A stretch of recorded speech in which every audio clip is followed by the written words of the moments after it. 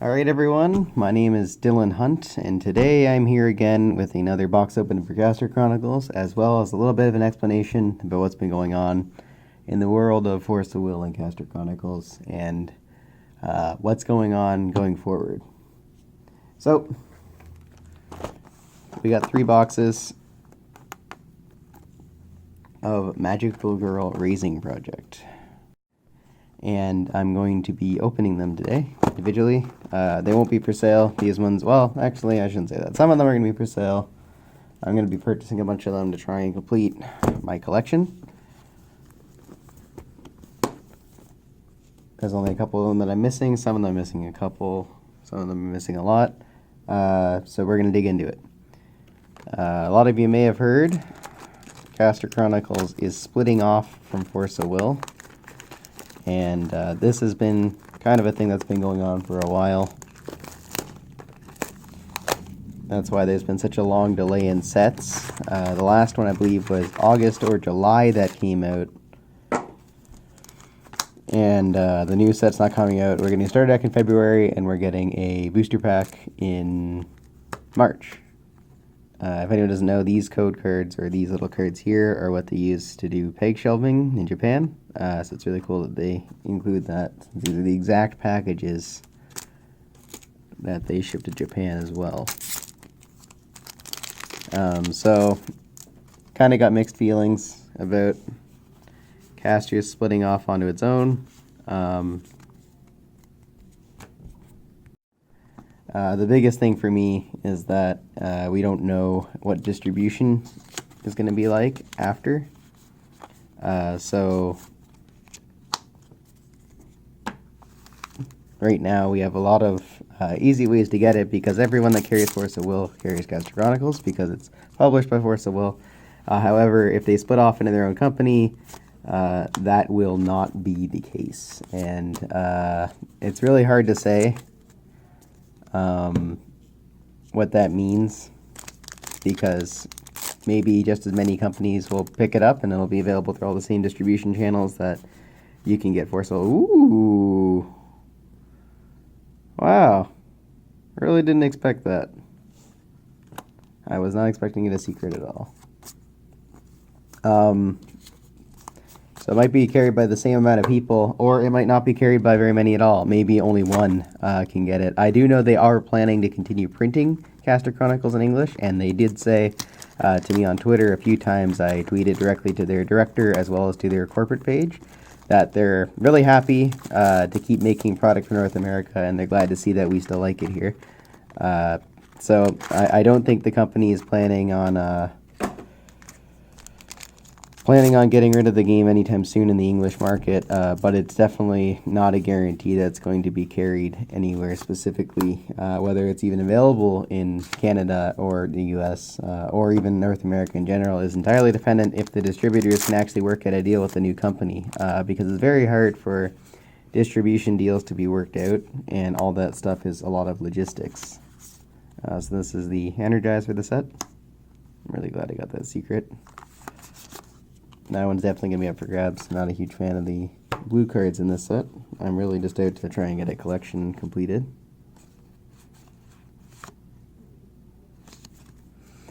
But other than that, other than distribution, they did say that they were going to continue doing an organized play program, which I think is great, because we do have an organized play program in North America for casters, but it's not really like...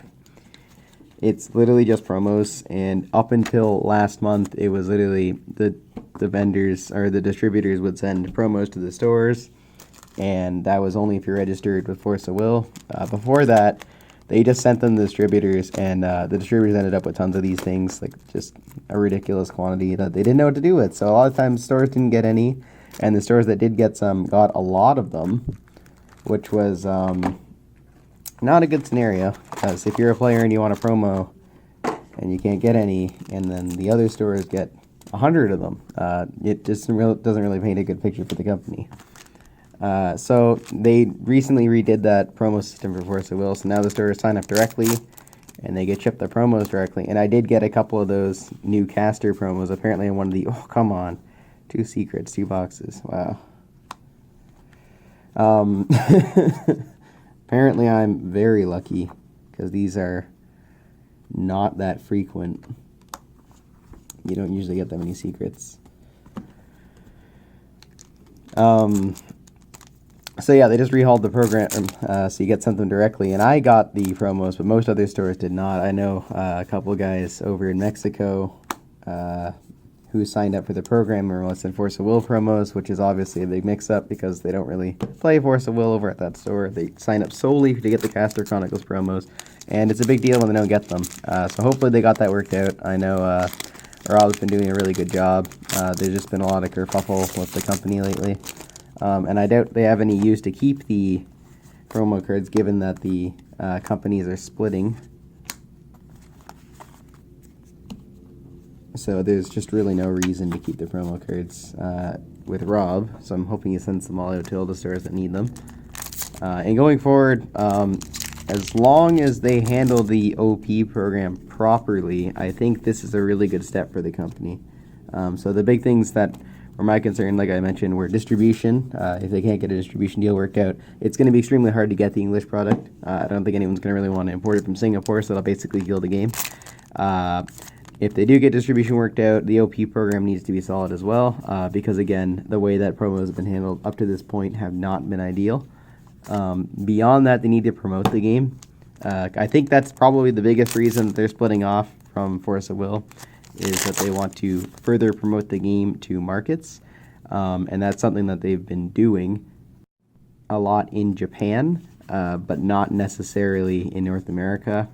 If I recall, Force of Will did some brief demonstrations at a couple of events. I can tell you I went to one of the events that they were demonstrating Caster Chronicles, and they basically just had to sign up and people could ask them for a demo. I don't think anyone actually did. So obviously that's a big flop, because if literally 0 people try your game, it's not a demo. And they didn't really advertise it appropriately as a place that people could learn about the game. But even beyond that, I just don't think a convention center is a great place to demonstrate a new game when the only other thing happening is your existing game. For context, I believe this was the Rhode Island Convention Center for the Wanderer tournament, the first ever Wanderer GP that we had in the US. So I was there for that. I obviously, at that time, even though I love Caster Chronicles, I didn't really have anything to do with Caster Chronicles there, since I was there for Force of Will. And I'm sure I'm not the only one. Even if you did play Caster Chronicles, you were there to play Force of Will, so there was no real overlap. So I think them promoting it in a way that makes a little bit more sense would do the company a lot of good. And I think that's probably the biggest reason that they split off. So that's all I actually know about the scenario. I do know they've been looking forward to doing this for a while, and that's why there's been this huge turmoil. That's basically it. I just figured I'd let you guys know what's going on, so that you're not panicking, because I know a lot of people in the Facebook groups for the US and other places were panicking when they heard this news, like, oh, what does this mean? Does this just mean they're changing distributors? Does this mean that things are going to be entirely different? Does this mean the company isn't going to make the cards anymore? Does this mean English is still going to be a thing? All that kind of stuff. So I think I've answered all of those questions. Yeah, basically all of those things are true. Distributors are probably changing. It's still going to be made in English. The game isn't dead, but it could be if they don't get the proper distribution lined up. And the other thing I guess people were asking was, does this mean there will be more or less censorship in the cards? And I honestly, it could go either way. They're trying to reach more North American audiences, I'm assuming, based on the change. So it could go either way. They're trying to make a product that's more open to North American market. So I mean, they could either add more censorship to make it more appealing, like just change the art entirely so there's less like the HR cards and the secrets where there's more revealing artwork, or they might just do the opposite, which I know a lot of people are a big fan of, where they just don't censor the card art at all. They might just decide, hey, this is for a niche market, let's just appeal more to that market rather than try to be mainstream. I don't think anyone was really happy with the HR cards that we got in English, because as nice as they are, they really tried to solve a problem that wasn't there. If you do or do not like this artwork, like the style of artwork for this game, it's literally what makes or breaks your experience, in my opinion, because the gameplay is phenomenal. If you do like the artwork for Caster Chronicles, you're probably hooked. You're going to buy tons of product. You're going to have fun playing.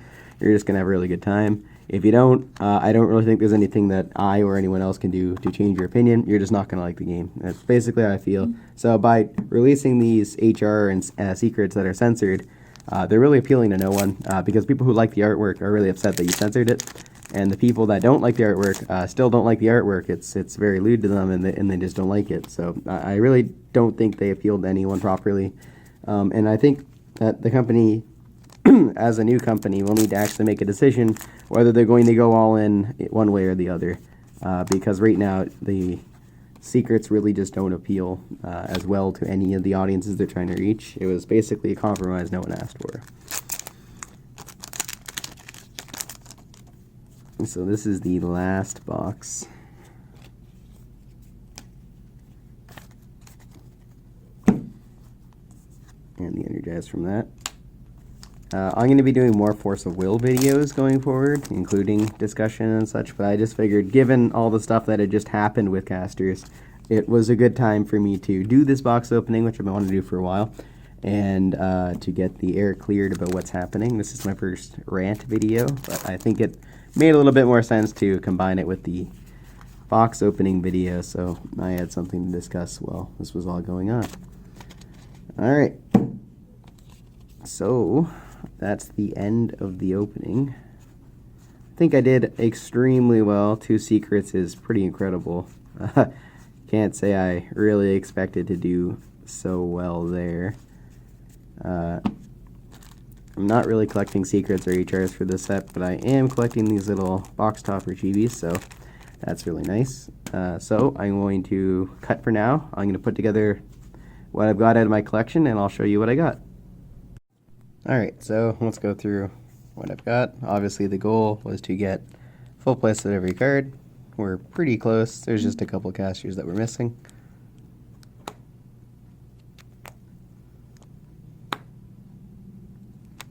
But overall, very happy.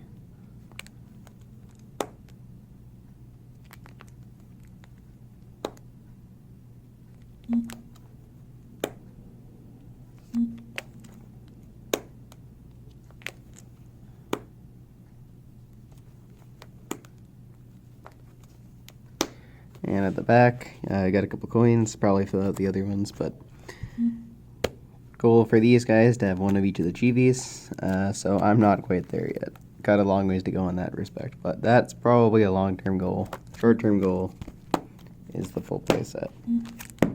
Alright.